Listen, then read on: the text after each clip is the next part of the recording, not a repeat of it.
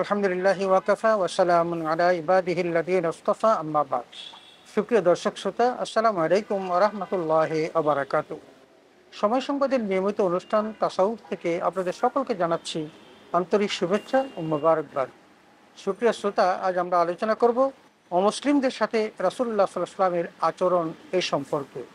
সুপ্রিয় শ্রোতা, আমরা জানি একটা দেশের শান্তি শৃঙ্খলা বজায় রাখার জন্য মানুষের মধ্যে অনেকগুলো গুণ থাকা দরকার।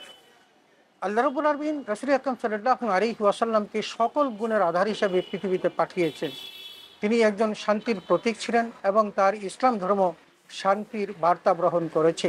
সুতরাং ওই ইসলাম ধর্ম কখনো অশান্তির কারণ হতে পারে না এবং ইসলামের যে বার্তাটি রাসূল আকরাম সাল্লাল্লাহু আলাইহি ওয়াসাল্লাম বিশ্বের মানুষকে দিয়েছেন, সেই ইসলামের বার্তার মধ্যেও কোনো অশান্তি থাকতে পারে না। আমরা জানি একটি দেশের মধ্যে বহু রকমের মানুষের বসবাস থাকে, সেখানে মুসলিম অমুসলিম নির্বিশেষে বসবাস করেন এবং সেই সমাজটাকে সুন্দর করার জন্য প্রত্যেকের মধ্যে একটা সহানুভূতি, সহধর্মিতা, সহমর্মিতা থাকা দরকার। রাসূল আকরাম সাল্লাল্লাহু আলাইহি ওয়াসাল্লাম একজন আদর্শ মানুষ ছিলেন এবং তার সেই আদর্শের কথাটি মহান রব্বুল আলামিন পবিত্র কোরআন কারীমের সূরা কলমের ৪ নম্বর আয়াতে বলেছেন, ইন্নাকা লাআলা খুলুকিন আযীম, হে নবী আপনি সুমহান চরিত্রের উপর অধিষ্ঠিত। এই জন্য রাসূল আকরাম সাল্লাল্লাহু আলাইহি ওয়াসাল্লামের সেই আদর্শটি গোটা বিশ্ববাসীকে অনুসরণ এবং অনুকরণ করার জন্য আল্লাহ রাব্বুল আলামিন পবিত্র কোরআন কারীমের সূরা আহজাবের ২১ নম্বর আয়াতে আল্লাহ তাআলা বলেছেন, লাকাদ কানা লাকুম ফি রাসূলিল্লাহি উসওয়াতুন হাসানা, যে তোমাদের প্রত্যেকের জন্য রাসূল আকরাম সাল্লাল্লাহু আলাইহি ওয়াসাল্লামের জীবনে রয়েছে উত্তম আদর্শ। অতএব আসুন, রাসূল সাল্লাল্লাহু আলাইহি ওয়াসাল্লাম অমুসলিমদের সাথে কিরূপ আচরণ করেছেন এবং সেই আচরণটা যদি আমরা আমাদের সমাজের মধ্যকার অমুসলিমদের সাথে করতে পারি, তাহলে সেই সমাজের মধ্যে কোনো বিভেদ থাকবে না, বিসংবাদ থাকবে না। জাতি ধর্ম বর্ণ নির্বিশেষে একটি সুষম সুন্দর সমাজ উপহার দেওয়া সম্ভব হবে। সুপ্রিয় দর্শক শ্রোতা, রাসূল আকরাম সাল্লাল্লাহু আলাইহি ওয়াসাল্লামকে আল্লাহ রাব্বুল আলামিন বিশ্ববাসীর জন্য রহমত হিসাবে প্রেরণ করেছেন। যেমনটি সূরা আম্বিয়ার ১০৭ নম্বর আয়াতে আল্লাহ তাআলা বলেছেন, ওমা আরসালনাকা ইল্লা রাহমাতাল লিল আলামিন, হে নবী আপনাকে গোটা বিশ্ববাসীর জন্য রহমত হিসাবে প্রেরণ করেছি।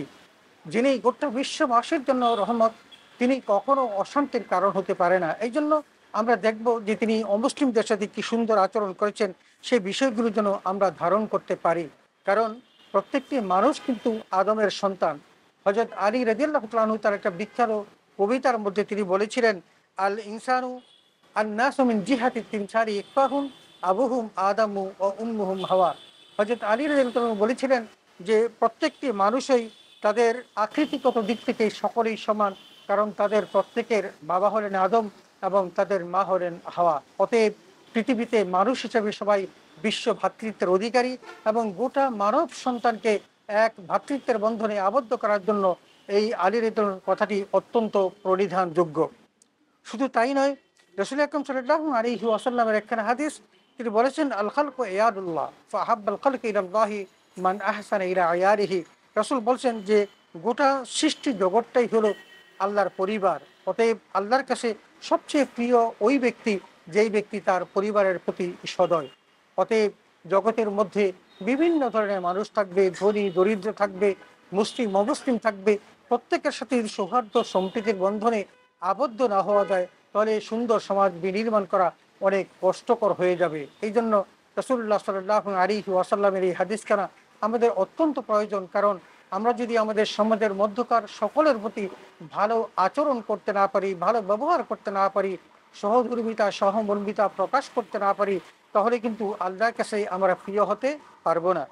সুপ্রিয় দর্শক শ্রোতা, আসুন, রাসূল আকরাম সাল্লাল্লাহু আলাইহি ওয়াসাল্লামকে আল্লাহ তাআলা সেই বার্তাটি দিয়েছিলেন যে ওমা আরসালনাকা ইল্লা কাফাতান লিন-নাসি বাশীরান ওয়া নাযীরা, যে আমি আপনাকে গোটা বিশ্ববাসীর কাছে সুসংবাদদাতা এবং ভয় প্রদর্শনকারী হিসাবে প্রেরণ করেছি। অতএব যারা ভালো আচরণ করবে তারা আল্লাহর কাছ থেকে স্বীকৃত জান্নাত পাবে, আর যারা খারাপ আচরণ করবে তারা কিন্তু জাহান্নামী হবে। এই বার্তাটি আপনি সকলকে জানিয়ে দিন। এই জন্য আমরা রাসূল আকরাম সাল্লাল্লাহু আলাইহি ওয়াসাল্লামকে আল্লাহ তাআলা পবিত্র কোরআনুল কারীমের মাধ্যমে জানিয়ে দিয়েছেন যে কাদের সাথে অস্ত্র ধারণ করা যাবে আর কাদের সাথে ভালো আচরণ করা যাবে। যেমনটি পবিত্র কোরআনুল কারীমের আমরা সূরা মুমতাহিনার ৮ নম্বর আয়াতে দেখেছি, আল্লাহ তাআলা কত চমৎকারভাবে বলেছেন, লা ইয়ানহাকুমুল্লাহু আনিল্লাযীনা লাম ইউকাতিলুকুম ফিদ-দীন ওয়া লাম ইউখরিজুকুম মিন দিয়ারিকুম আন তাবাররুহুম ওয়া তুকসিতু ইলাইহিম ইন্নাল্লাহা ইউহিব্বুল মুকসিতিন। আল্লাহ রাব্বুল আলামিন এই আয়াতে কারিমার মধ্যে আমাদেরকে জানিয়ে দিলেন যে আল্লাহ কি তোমাদের নিষেধ করেছে ভালো আচরণ করতে কাদের সাথে? যেই সমস্ত মানুষগুলো ধর্মের ব্যাপারে তোমাদের উপর অস্ত্র ধারণ করেনি এবং তোমাদেরকে তোমাদের ঘর থেকে বের করে দেয়নি, তোমরা তাদের প্রতি সদয় হবে এবং তাদের সাথে উত্তম আচরণ করবে, তাদের সাথে ন্যায়ানুগ আচরণ করবে, কারণ আল্লাহ তাআলা তো ন্যায়পরায়ণকারীকে ভালোবাসেন। অতএব এই আয়াতে কারিমা থেকে স্পষ্ট হয়েছে যারা মুসলমানদের সাথে অন্যায় আচরণ করেনি, তাদের ঘর থেকে তাদেরকে বের করে দেয়নি, তাদের সাথে যুদ্ধে লিপ্ত হয়নি, আল্লাহ তাআলা বলেছেন তাদের সাথে ভালো আচরণ করার জন্য, কারণ আল্লাহ তাআলা ওই সমস্ত মানুষদেরকে ভালোবাসেন যারা ন্যায়ের পথে থাকে এবং সততার সাথে কাজ করে।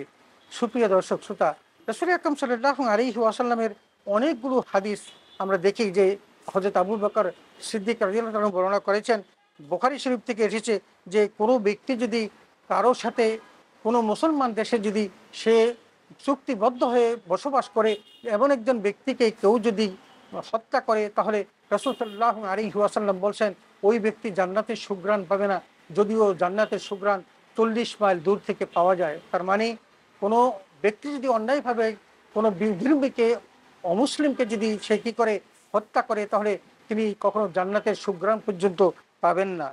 ঠিক তাই রাসূল আকরাম সাল্লাল্লাহু আলাইহি ওয়াসাল্লাম অনেকটি হাদিসে বলেছেন, যেটা বাইহাকি শরীফ এবং আবু দাউদ শরীফে এসেছে।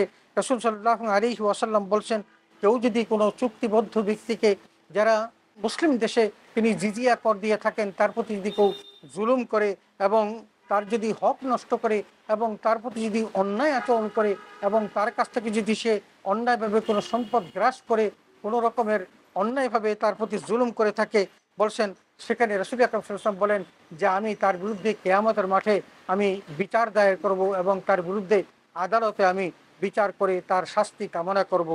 সুপ্রিয় দর্শক শ্রোতা, অতএব আসুন রাসূল সাল্লাল্লাহু আলাইহি ওয়াসাল্লাম বাস্তব জীবনে কেমন আচরণ করেছেন সেই বিষয়গুলো সম্পর্কে আমরা একটু দেখে আসি।